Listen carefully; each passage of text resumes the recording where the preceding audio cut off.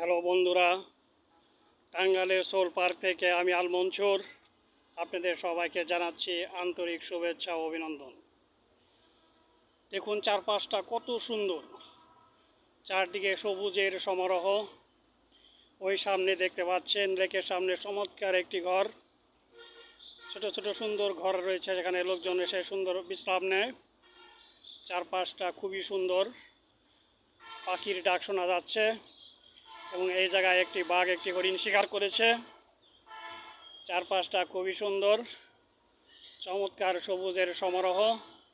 শিশুদের অনেকগুলো রাইড রয়েছে এখানে আসলে শিশুদের মন প্রাণ ভরে যাবে। প্রকৃতির এমন সুন্দর সবুজের সমারোহ, এখানে আসলে আপনাদের সবারই ভালো লাগবে। লেকের সামনে একটি হরিণ রাখা আছে এবং লেকের পানিতে অনেকগুলো নৌকা ভাসছে। চারপাশটা খুবই সুন্দর লাগছে।